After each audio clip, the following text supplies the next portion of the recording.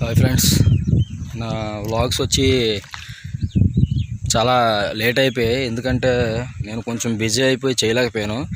ఇప్పుడు కూడా నాకు చేయాలని ఇంట్రెస్ట్ లేకపోయినా ఎందుకంటే ఈ వ్లాగ్ చేస్తున్నానో ప్రతి ఒక్కరికి తెలియాలి రైతు పడే కష్టం ఏంటో, వాళ్ళ బతుకులతో దేవుడు కూడా ఎలా ఆడుకుంటాడో. చూడండి, వర్షం వచ్చి పొలం అంతా ఎలా అయిపోయిందో. ఇప్పటికే కోతలు కోసి 3 రోజులు అయ్యింది. 3 రోజులు అయిన తర్వాత ఇదిగోండి మొత్తం ఈ సైడ్ ఉన్నాయి కదండి, ఇవన్నీ గాలికుప్పలు పెట్టేసాం. కానీ పెట్టినప్పటికీ ఇవో తడిసిపోయి ఉన్నాయి. మరి మనసు ఒప్పక గాలికుప్పలు పెట్టాం కానీ దేనికి పనికి రాకుండా పోయిందండి. చూడండి మొత్తం అంతా ఎలా అయిపోయిందో మీకు ఇప్పుడు చూపిస్తాను క్లియర్గా.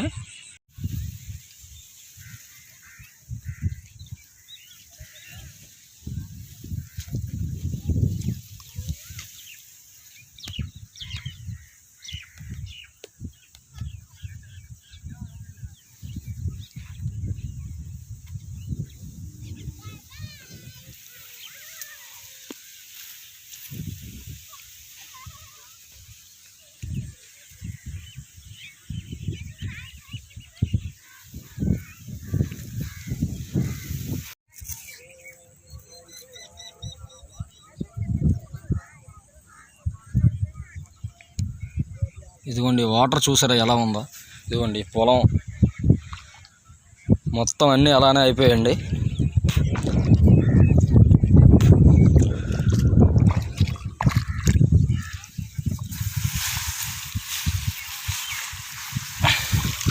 ఇదిగోండి వాటర్ ఎలా కారుతుందో.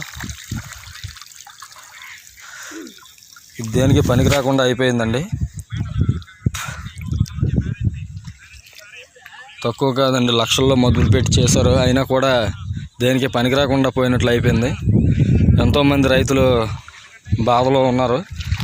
కనీసం గవర్నమెంట్ అయినా కొంచెం స్పందించి ఏమైనా చేస్తే బాగుంటుందనేసి ప్రతి ఒక్కరూ కోరుకుంటున్నారు.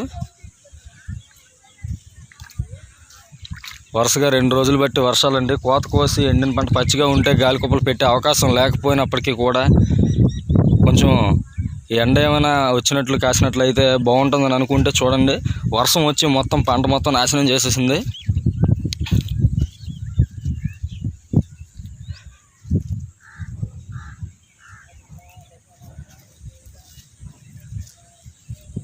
మరొక వారం రోజులైతే ధాన్యపు గింజ అనేది ఇంటికి వచ్చే అవకాశం ఉంది. కానీ వర్షంతో ప్రతి ఒక్క పొలం కూడా ప్రతి ఒక్క గింజ కూడా చేతికి దక్కే అవకాశం లేకపోయింది.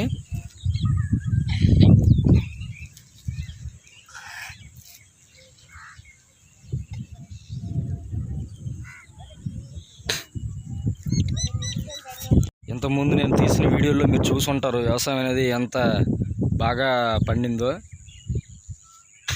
కానీ ఆశలన్నీ నిరాశలు చేసేసింది వర్షం వచ్చి ప్రతి ఒక్కరిని కూడా. ఇదిగోండి మొత్తం పొలం మొత్తం కోసేశారు. దగ్గర 300 ఎకరాలండి. 300 ఎకరాల రైతులు కూడా ఇప్పుడు బాధలో ఉన్నారు.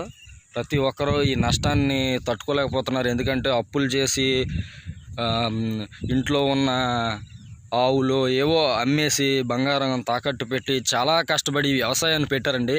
అయినా కూడా ఇప్పుడు చూడండి ఎలా జరిగిందో.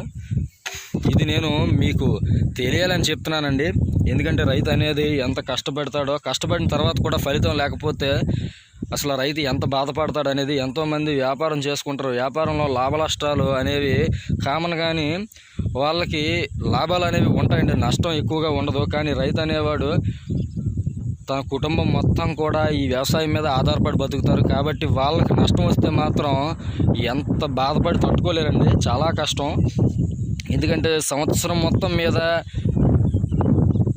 పనిచేస్తే వచ్చే ధాన్యపు గింజ కోసమే రైతు ఆ పొట్ట కోసమే బతుకుతాడండి. ఇప్పుడు అదే లేకుండా ప్రతి ఒక్కరి ఆశలు కూడా ఈ వర్షం తీసేసింది. సో నేను చెప్పేది ఏంటంటే ఇలా ఇక్కడే కాదండి, చాలా దిక్కులు జరిగింది. కాకపోతే అందరూ కూడా అలానే బాధపడతారు. నేను ఈ వ్లాగ్ ద్వారా మీకు చెప్పాలనుకుంటుంది ఏంటంటే ఈ వీడియోని చాలా వరకు షేర్ చేయండి. మీ వాట్సాప్ గ్రూప్లో కానివ్వండి, ఎందులోనైనా షేర్ చేసి రైతు అనేవాడు ఎంత కష్టపడుతున్నాడో, వాళ్ళకి ఎంత నష్టం వస్తుందో వ్యవసాయంలో అనేది ప్రతి ఒక్కరికి తెలియాలి. సో మీరే దాన్ని అందరికీ షేర్ చేసి చెప్తారని నేను నమ్ముతున్నాను. Thank you. నా వీడియో అందరికీ కూడా లైక్, షేర్, సబ్స్క్రైబ్ కూడా చేయండి. నాకు మాటలు రావట్లేదండి, ఎందుకంటే చాలా నేను బాధపడుతున్న విషయం మీకు చెప్పడం కాదు, అది అందరికీ తెలిసే ఉంటుంది. ఎందుకంటే వ్యవసాయం అనేది అందులో లాభం ఎలా ఉంటుందో నష్టం కూడా అలా ఉంటుంది. సో ప్రతి ఒక్కరు ఈ వీడియోని షేర్ చేయండి, మళ్ళీ చెప్తున్నాను.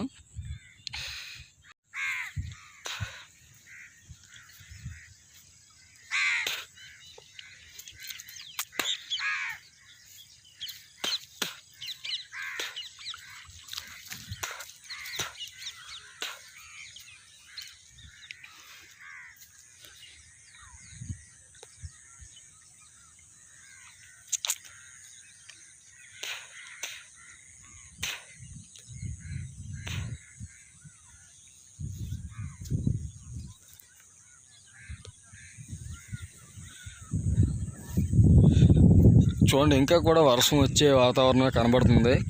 ఒకవేళ ఇది ఇక్కడితో ఆగిపోయి ఉంటే కొంచెమైనా మేము కాపాడుకునే అవకాశం ఉంటుంది పంటని. కానీ ఇంకా వర్షం వచ్చేటట్లే కనబడుతుంది. చూడండి మేఘాలు ఎలా ఉన్నాయో, మేఘావృతమే ఉన్నాయి, అన్ని నల్ల మబ్బులు ఉన్నాయి.